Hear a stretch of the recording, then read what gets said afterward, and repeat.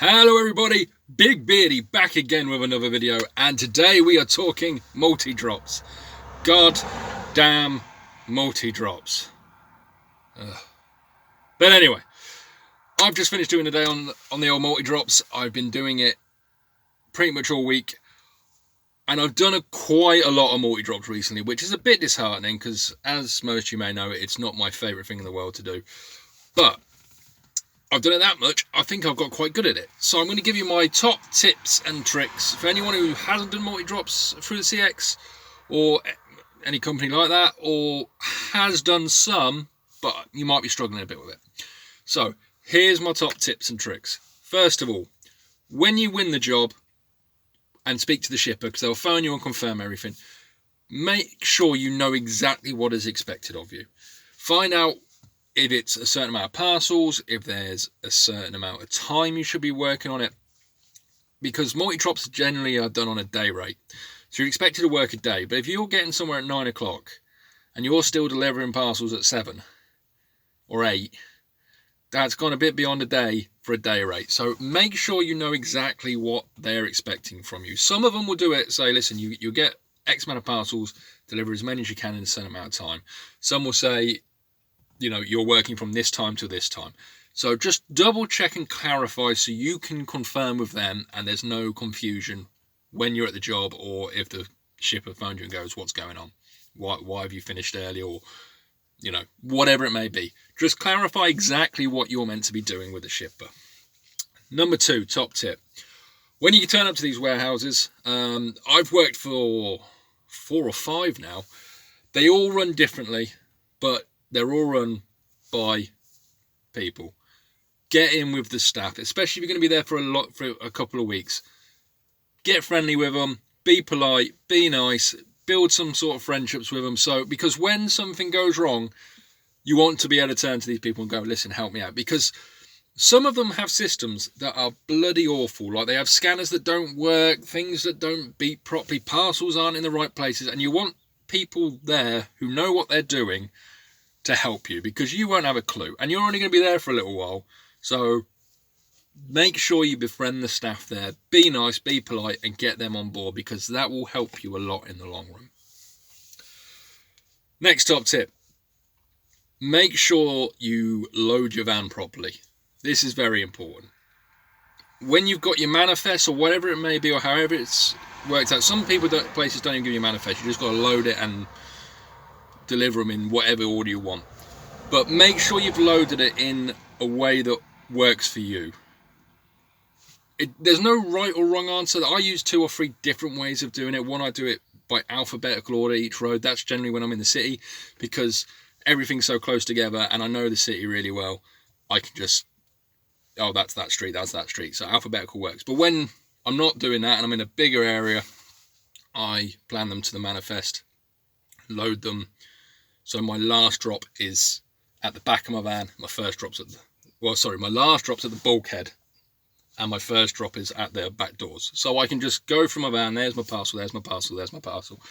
If you don't do that, you will find yourself rummaging through hundreds of parcels at the back of your van looking for one postcode and one address, and you will do that over and over again, and you'll waste so much time. So make sure you load your van properly.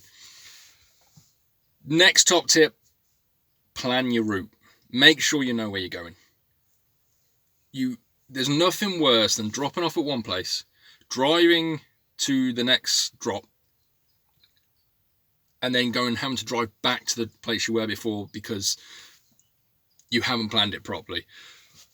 I have made that mistake a few times when I've been on a route and I've literally driven down the same road 5 times, half an hour between each time. Make sure you plan your route, especially if you're doing countryside stuff. Countryside stuff is a lot more difficult. City work, I think, is very easy because everything's close by. Countryside stuff, you'll drop a parcel and you might have to drive 10 minutes to the next drop. I don't like that at all. So make sure you plan your route. Next tip, if you can't find a place, an address, don't worry about not delivering it. Put it back in the van, take it back to the depot at the end of your shift, obviously. Don't worry about delivering every single parcel. If you can't find an address, you can't find it. The people that usually deliver these parcels are on it day in, day out, the same route every single day. If you're coming in as a contractor through the CX, you're going to be doing different routes every day.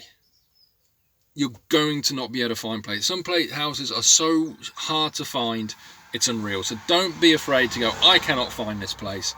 It's going back in the van. Now, that's not saying don't look for it, but you don't have to. If you're spending 10 minutes looking for a house, you don't. Back in the van, let it get delivered the next day. And this goes on to the next point. Don't stress. If you've got 20, 30 parcels in the back of your van, you're like, I should have finished by now. Take them back. Don't stress about it. It's easy to get overwhelmed with the amount of parcels you've got to deliver in the amount of time you've got. So don't let it get to you. If you can't deliver them, you can't deliver them. And, you know, if you're dropping in the city, you should be dropping anywhere between 10 and 20 parcels an hour. That's not unreasonable. If you're in the country, well, or in the suburbs, shall we say, 10 parcels an hour. And if you're in the countryside and you've got to drive 10 minutes to each drop, you could only drop, you might drop 4 parcels in an hour. So don't worry about it.